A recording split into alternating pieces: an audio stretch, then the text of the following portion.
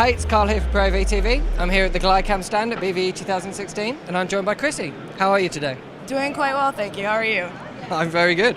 Very good. So, we thought we'd have a little chat about Glidecams and sort of the differences between them and sort of more modern brushless gimbals, Sure. things like that. Do you want to talk us through it?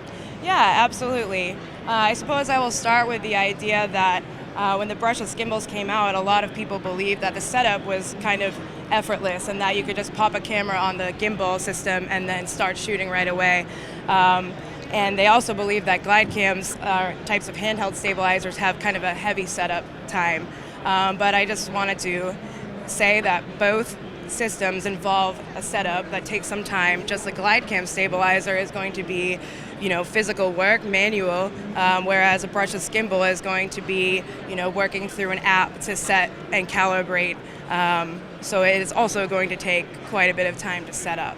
And also, they do have different sort of looks as well in some ways, don't they? One sort of, the gimbals are great, you can get really smooth results, but they do sort of feel a little bit electronic sometimes, particularly when the actual gimbal itself moves, whereas Glidecams tend to, I think anyway, feel a little bit more fluid, sort of natural. Yeah, that's definitely true. So like one thing I will say about a Glidecam is that it definitely doesn't have that electronic feel, and it kind of, you get the sense that when you're using a Glidecam, assuming that you're good at operating, you can react in real time and the camera is going to move exactly with you, whereas a lot of the time with a brushless gimbal, when you take a turn, there might be some delay. So yeah, I would definitely agree that Glidecams can have a more fluid feeling. Right. So, what could you talk us through the main differences between? I mean, obviously one's mechanical, one's electric, but are there more differences than that? Do you reckon? Sure. Well, just to touch a little bit upon the fact that the brushless gimbals are electronic, that means electronics can break and they can malfunction. Glidecams, well, it's pretty rare that they're going to break, so. That's one of the main differences, and also it can be outside in the weather a little bit more. Not that you want to have your Glidecam submerged in water, but it certainly can handle being outside with a little bit of sprinkling rain, whereas an electronic might not react so well to that. So that's one thing. You said something that made me think, the way they are shaped. Brushless gimbal, you can't really just set it down. It needs to have a stand. Glidecam, you can put it down. It's pretty easy to put down, pick it up. So that. And also, of course, I mean, you guys make arms as well, right? So, I mean, that takes out some of the walking bounds, which is something that gimbals, I mean, you can attach a gimbal to an arm. Sure, really. People are definitely attaching brushless gimbals to the vest and arm system too.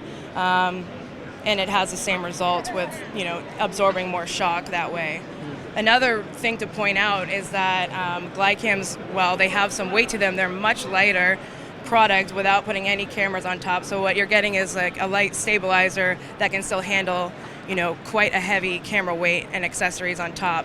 The gimbal systems in themselves, considering they have motors and things of this nature, they're already pretty heavy.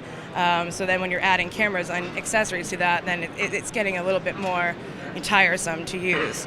Not that it doesn't get tiresome to use a Glidecam. Both systems get you pretty tired pretty quickly. Both of them can Which do one that. Will get you there sooner?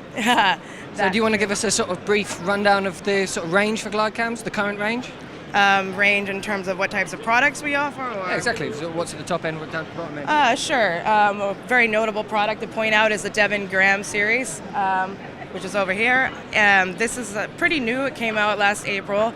What's really great about it is that it can handle cameras, super light cameras up to 10 pounds or 4.5 kilograms roughly. It can do this because it has a positionable gimbal, so you can change the point that the gimbal is along the telescoping post. This is pretty cool because it's kind of an all-in-one type of stabilizer, so when people have multiple cameras and different accessories, they don't need multiple stabilizers. The one stabilizer can handle everything. That's another difference between the two. A lot of brushless gimbals have, pretty isolated weight range. So for the people who are kind of on the go, traveling a lot, it's better to have maybe one piece of equipment that's pretty portable.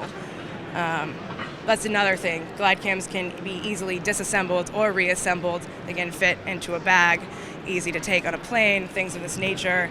A lot of times brushless gimbal is a little bit more difficult to transport. Okay, thank you very much, Chrissie. Absolutely.